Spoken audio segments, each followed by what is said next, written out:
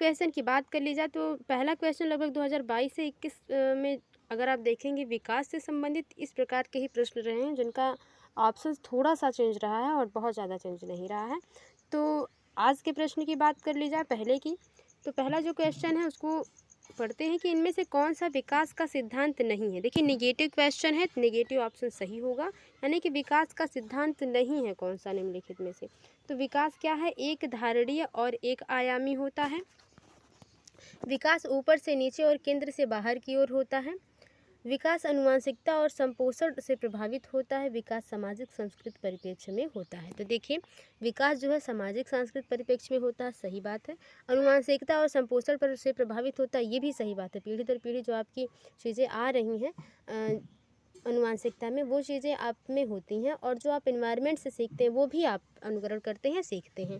ठीक है, विकास ऊपर से नीचे की ओर केंद्रित होता है, तो ये आप जानते हैं। और एक धारणी और एक आयामी नहीं है। जब भी विकास के बारे में एक आयामी और एक धारणा की बात की जाए, एक ही आयाम से विकास कभी नहीं होता। जैसे कि आपने कोई चीज़ सीखा, आज आपने मैथ के इक्वेशन लगाए और क्वेश्चंस, और आपने एक क्वेश्चन बहुत अच्छे से लगा लिया, दो क्वेश्चन, 1 से 5 क्वेश्चन आपने बहुत बढ़िया से लगाए। ज़रूरी नहीं है कि आज की तरह कल भी आपका जो है 1 से 5 ही क्वेश्चन होगा, नहीं समान नहीं रहेगा, ये बढ़ भी सकता है और घट भी सकता है क्वेश्चन के आधार पर। तो ये बात एज ए एग्जाम्पल ले सकते हैं हम। तो विकास का सिद्धांत जो नहीं है वो है पहला, वो एक धारणी और एक आयामी विकास नहीं होता है, यही आपका सिद्धांत नहीं है। शीर्षगामी सिद्धांत विकास के किस क्षेत्र पर लागू होता है? गामक विकास, भाषा विकास, संज्ञानात्मक विकास, नैतिक विकास। तो कि सही आंसर की बात कर ली जाए तो जो ऑप्शन है वो गामक विकास, शीर्षगामी जो है वो गामक विकास पर लागू होता है। और ये प्रश्न बहुत ही आसान है, इस पर बहुत ज़्यादा चर्चा की आवश्यकता नहीं है। भाषा विकास के संदर्भ में संवेदनशील अवस्था कौन सी है? ठीक है, कौन सी है होगा, कौन सी है? भाषा विकास के संदर्भ में संवेदनशील अवस्था कौन सी है? जन्म से पूर्व का समय, प्रारंभिक अवस्था, मध्य बचपन या युवावस्था। तीसरे के सही आंसर की बात कर ली जाए तो जो संवेदनशील अवस्था होती है उसको प्रारंभिक अवस्था के नाम से जाना जाता है, वो भी भाषा विकास की बात की जाए तो। आगे देखते हैं, परिवार में आरंभ होने वाली प्रक्रिया जिनसे बच्चे अपनी व्यक्तिगत पहचान जानना शुरू करते हैं, भाषा सीखते हैं और आरंभिक संज्ञानात्मक कौशल विकसित करते हैं, क्या कहलाते हैं? यानी कि परिवार में रह के बच्चे बहुत कुछ चीज़ें जानते हैं, जैसे खुद के बारे में जानना और खुद का नाम जानना, खुद को पहचानना, वहाँ से खुद की पहचान शुरू होती है। फिर भाषा जो सीखते हैं वो सीखते हैं, और उनका संज्ञान जो है वो उनके परिवार से ही निकलता है। उनका सही गलत, बड़ों से किस प्रकार से रहना है, आदर सम्मान, सारी चीज़ें जो है यहीं से सीखी जाती हैं। और ऑप्शंस देखते हैं। ऑप्शन है प्रारंभिक समाजीकरण, द्वितीयक समाजीकरण, प्रत्यक्ष समाजीकरण, सक्रिय समाजीकरण। देखिए बच्चे जो हैं अपनी प्रारंभिक जीवन की शुरुआत कर रहे हैं, और वहाँ पे बच्चा संज्ञान सीख रहा है, खुद के बारे में जान रहा है और भाषा सीख रहा है। तो ये क्या है? प्रारंभिक समाजीकरण है। इसमें बहुत ही जो है कन्फ्यूजन की बात कोई नहीं है, पहला ऑप्शन बिल्कुल सही हो जाएगा। आगे देखते हैं अगला क्वेश्चन क्या है। लॉरेंस कोहलबर्ग, देखिए लॉरेंस कोहलबर्ग हो गए, वाइगोत्स्की और पियाजे, ये लोग एग्ज़ाम के टाइम में धूम मचा रखते हैं, समझ लीजिए। 2022 और 21 की बात कर ली जाए तो 2021-22 से इन्हीं लोगों से प्रश्न पूछे जा रहे हैं बहुत अधिकतर, और जो है इन लोगों को बहुत अच्छे से तैयार करिए, इन लोगों की थ्योरीज़, इन लोगों के बारे में। और थ्योरीज़ तो पूरा डीपली जितना आप हो सके, जितना आप प्रैक्टिस कर सके, प्रीवियस ईयर हल कर सकें इन लोगों से संबंधित, उतना बेस्ट है आपके लिए, क्योंकि एग्ज़ाम के टाइम में समय बचाने का बहुत इम्पॉर्टेंट होता है। अब समय बचाने का काम यही है कि आप कितना प्रैक्टिस कर सकते हैं, तो अभ्यास रहेगा तो आप क्वेश्चन को आसानी से समझ लेंगे।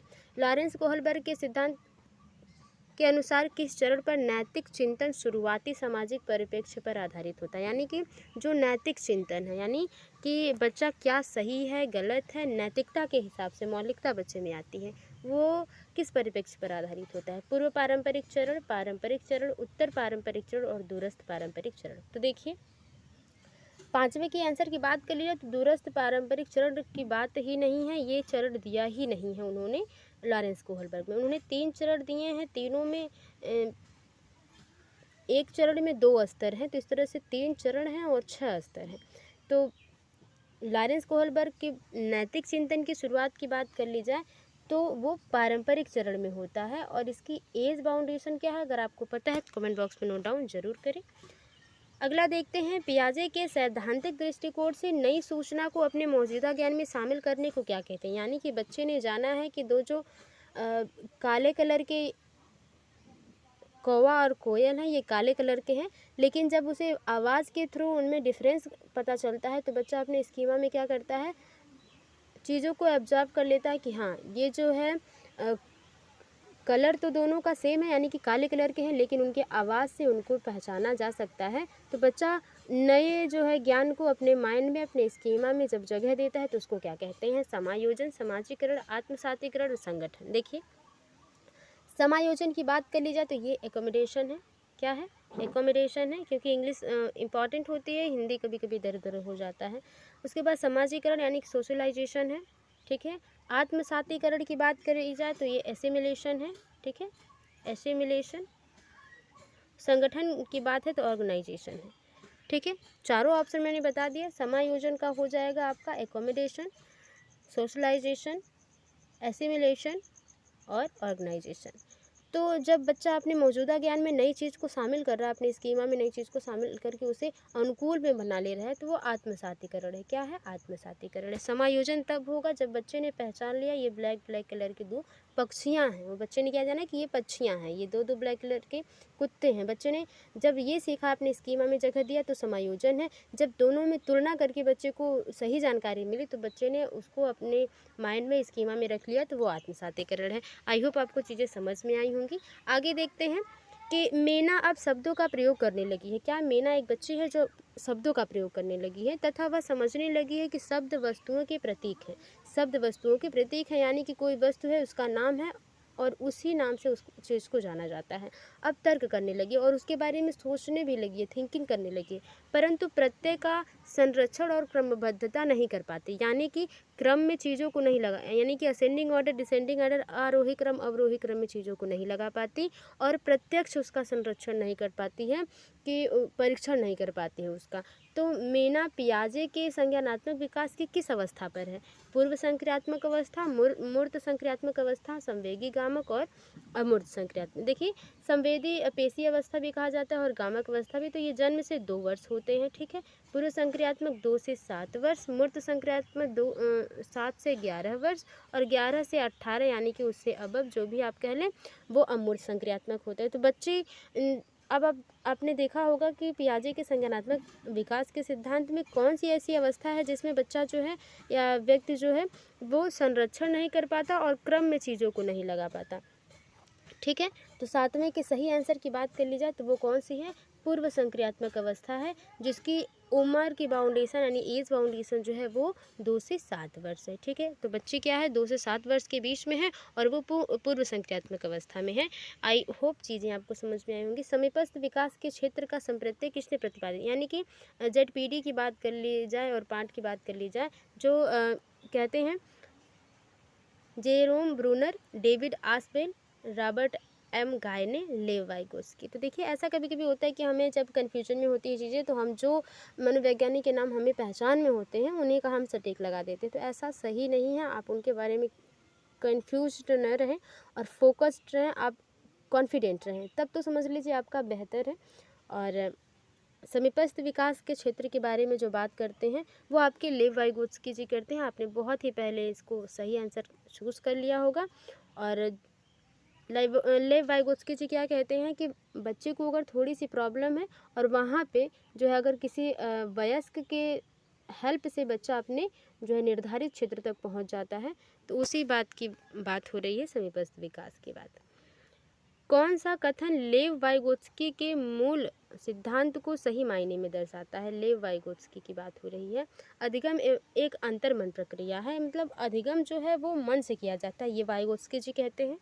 अधिगम एक सामाजिक क्रिया है। देखिए कहा जाता है कि जब लेव वाइगोत्स्की जी की बात होती है और वहाँ पे अंतः क्रिया जो सामाजिक अंतः क्रिया को हम बीच में रख के, सामाजिक अंतः क्रिया को बीच में रख के अगर हम चीज़ों को थिंकिंग करें तो वो क्वेश्चन हमेशा सही होता है। तो वो सामाजिक अंतःक्रिया की बात करते हैं। तो दूसरा ऑप्शन बिल्कुल सही हो जाएगा। अदर आपको क्वेश्चंस पढ़ने की ज़रूरत ही नहीं, ऑप्शंस पढ़ने की ज़रूरत ही नहीं है। अधिगम एक सामाजिक क्रिया है, तो सामाजिक अंतःक्रिया के बारे में बात करते हैं वाइगोत्स्की जी, तो ये आपका दूसरा ऑप्शन बिल्कुल सही हो जाता है। एक प्रगतिशील कक्षा में कौन सा विकल्प सार्थक परीक्षण को बढ़ावा देने के लिए व्यक्तिगत अधिगम विधि का उदाहरण है? क्या है मेन फोकस, क्या है? सार्थक परीक्षण।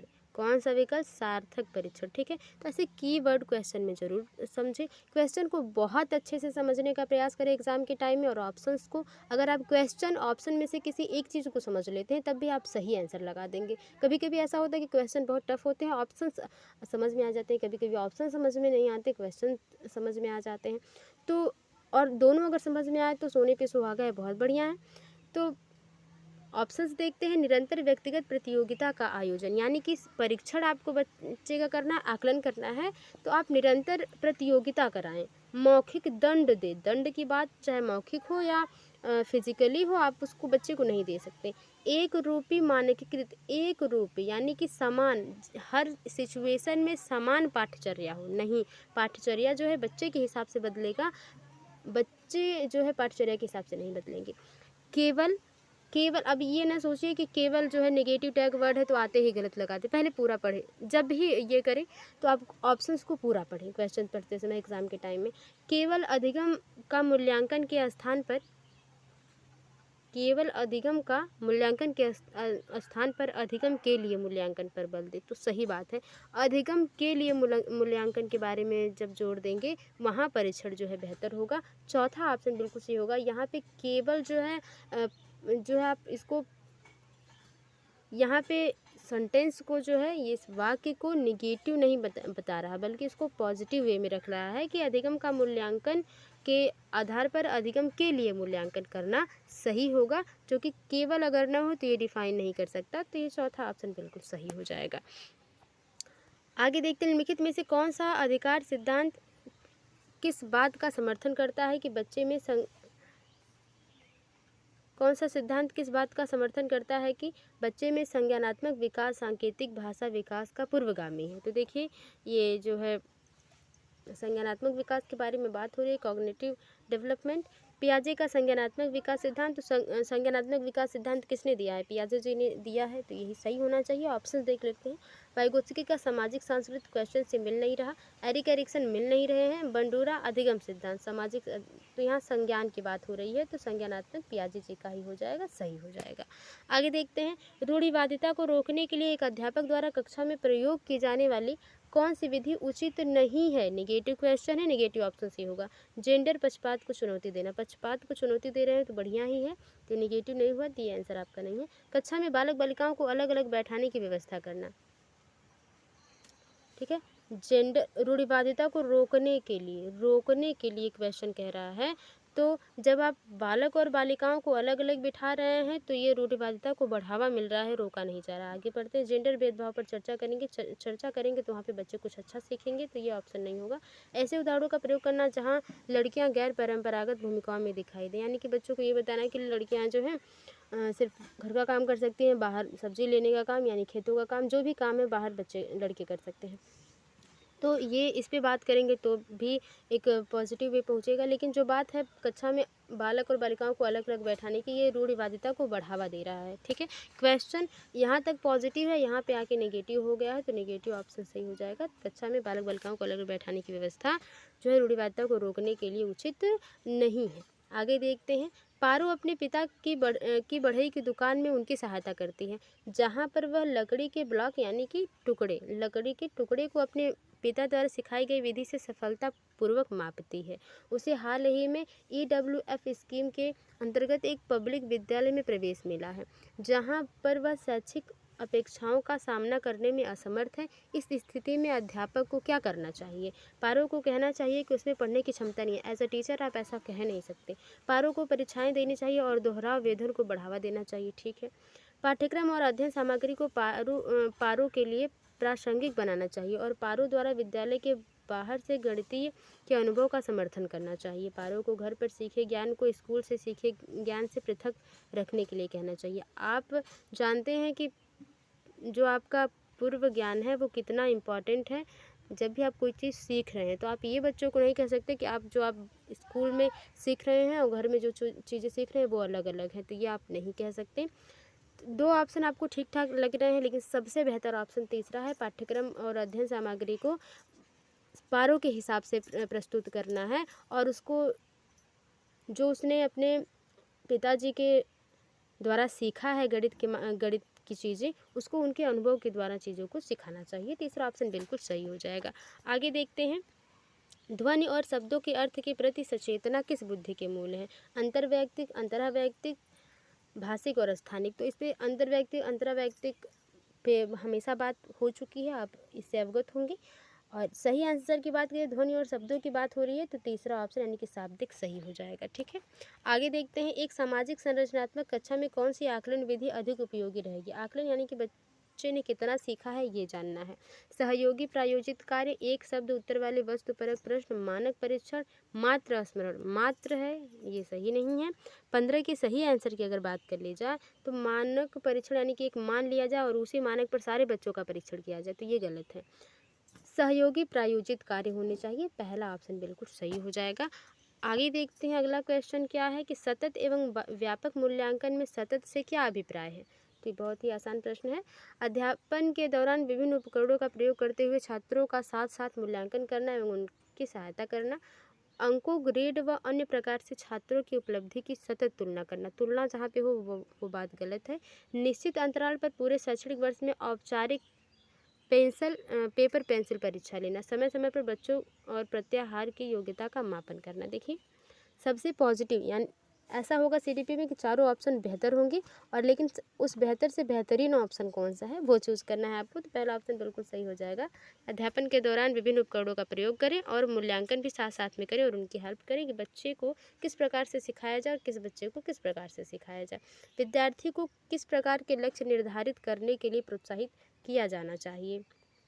अभिमुखी लक्ष्य, असफलता से बचने वाले, असफलता स्वीकार्य लक्ष्य, आत्म पराजित लक्ष्य। तो देखिए 17 का जो सही आंसर हो जाएगा वो आपका ये हो जाएगा कि अभिमुखी लक्ष्य हो बच्चे में, असफलता से बचने के लिए या उसको स्वीकार करने के लिए नहीं, अभिमुखी लक्ष्य जो भी है उसको करिए और उसका परीक्षण करिए। निम्नलिखित में से कौन सा समावेश का नियम है? ठीक है, विभेदन, विभेदन यानी कि वर्गीकरण की बात हो रही है। मानकीकृत अनुदेश, व्यक्तिगत भिन्नताओं को स्वीकार करना, पृथक्करण और नामांकित करना। तो देखिए, समावेशन का मतलब है कि क्लास में अगर 20 बच्चे हैं और 20 प्रकार के बच्चे हैं, यानी कि 20 बच्चे अलग अलग जगह से आते हैं, उनकी भाषाएं अलग अलग हैं, उनकी संस्कृति अलग है, तब भी हमें उनकी विभिन्नताओं को क्या करना है? स्वीकार करना है। 18 का सबसे सही आंसर तीसरा हो जाएगा, व्यक्तिगत विभिन्नताओं को स्वीकार करना। आगे देखते हैं, एक बच्चा जो आंशिक रूप से देख सकता है उसे घर पर शिक्षा प्राप्त करने के लिए प्रेरित करना चाहिए। ऐसी कोई बात नहीं कि जो बच्चे अच्छे से देख नहीं सकते उनके लिए शिक्षा नहीं बनी है, ऐसी बात नहीं है। उसे एक अलग संस्थान में क्यों रखेंगे? समावेशी प्रावधानों का पालन करने वाले नियमित स्कूल में जाना चाहिए। तीसरा ऑप्शन बिल्कुल सही हो जाएगा कि समावेशी प्रावधान जहाँ पर हो, यानी कि जहाँ पे समावेशी शिक्षा चल रही हो वहाँ पे उस बच्चे को भेजना चाहिए, उस स्कूल में भेजना चाहिए। तीसरा ऑप्शन बिल्कुल सही हो जाएगा। सृजनात्मकता में सहायक होगी, क्रिएटिविटी की बात हो रही है। कल्पनाशील उत्तरों को स्वीकारना, विचार मंथन पर बल देना, यानी कि ब्रेन स्टॉर्मिंग की बात हो रही है कि तर्क करना बहुत ज़्यादा। अभिसारी चिंतन पर बल देना, असहमति के प्रति सहनशीलता। 20 के सही आंसर की बात कर ली जाए तो असहमति के प्रति सहनशीलता जो है वो सृजनात्मकता में सहायक होती है। यानी कि अगर कोई बच्चा कोई अधिगम कर रहा है या कोई चीज़ सीख रहा है, अगर वो एक बार असफल हो जाए तो उसको जो है सहन करे बच्चा, उसको कोशिश करे कि अगली बार वो बच्चा बेहतर किया, ऐसा नहीं कि हार मान के बैठ जाए। तो वही बात हो रही है। एक आत्म विमोह यानी खुद में ही लीन जो बच्चे रहते हैं, खुद के काम में लीन रहते हैं, किसी दूसरे से बहुत ज़्यादा मतलब नहीं रखते, तो वैसे छात्र जो आयोजित सत्र की सामूहिक क्रियाकलापों को करने में कठिनाई का सामना कर रहा है कि सहायता करने के लिए निम्नलिखित में से कौन सी विधि समावेशी दृष्टिकोण के अनुरूप नहीं है? नेगेटिव क्वेश्चन, सब कुछ सही सही आते आते यहाँ पे नेगेटिव हो गया, तो नेगेटिव क्वेश्चन है तो नेगेटिव ऑप्शन सही होगा। सामूहिक कार्य के दौरान उपयुक्त प्रत्यक्ष और लिखित सामग्री देना। ठीक है, समूह में जब बच्चा काम कर रहा है तो बच्चे को कमज़ोर वाले विश्रांत वातावरण में युग्मों में कार्य करने की अनुमति देना। ये बात भी सही है कि बच्चे को प्रत्यक्ष रूप से लिखित सामग्री देना है और बच्चों को समूह में काम करवाना। बच्चे को विशिष्ट स्कूल में भेजना, सामान्य कक्षा में प्रतिकारी ट्यूटर की मदद लेना। तो तीसरा ऑप्शन बिल्कुल सही हो जाएगा, बच्चे को विशिष्ट स्कूल में भेजना। आगे देखते हैं, एक प्राथमिक कक्षा में शिक्षक को छात्रों को प्रश्न पूछने चाहिए। किस प्रकार के प्रश्न पूछने चाहिए? उनको प्रोत्साहित करने के लिए, उनको हतोत्साहित करने के लिए। कभी भी अनुमति नहीं देनी चाहिए, सज़ा देनी चाहिए। ऐसा क्यों? जब आप प्रश्न जो है बच्चों को पढ़ा रहे हैं तो किस प्रकार के प्रश्न पूछने चाहिए? ठीक है, उन्हें प्रोत्साहित करने के लिए। जब भी बच्चा प्रश्न पूछे तो ऐसा नहीं है कि आप उसको कह दें कि नहीं आप प्रश्न नहीं पूछ सकते। जितना भी बच्चे का प्रश्न है आप उसके प्रश्न को जो है लीजिए और उसके बारे में उसे बताइए। आगे देखते हैं, 23 कथन और असर्शन और रीजन से संबंधित बहुत प्रश्न आते हैं। तो ये एक ऐसा प्रश्न है, कभी कभी किसी सेशन में 1 से 2, 2 से 3 प्रश्न भी हो जाते हैं। तो यहाँ पे ये बात है। कथन पढ़ते हैं, विद्यालयों को छात्रों में पाठ्य पुस्तकों को याद करके पुनः उगल देने की योग्यता के स्थान पर, यानी कि कहा जा रहा है कि छात्रों में जो हम पूछते हैं कि जिस प्रकार से लिखवाया गया हूबहू उसी तरह से याद करो और फिर हमें कल आके सुनाना। इस योग्यता को क्या किया जा रहा है? नकारा जा रहा है कि स्थान पर उसमें अपनी आवाज़ उठाने, जिज्ञासा शांत करने, क्रियाशील होने, प्रश्न पूछने के बाद विवाद करने, समूह में कार्य करने की योग्यता विकसित करनी चाहिए। बहुत ही पॉजिटिव है और सही है ये। कारण दिया गया है, रीजन दिया गया कि अधिगम का स्वरूप क्रियाशील एवं सामाजिक होता है। तो अधिगम क्या है? समूह में सीखा जाता है, करके सीखा जाता है। ये बात भी बिल्कुल सही है, आर भी बिल्कुल सही।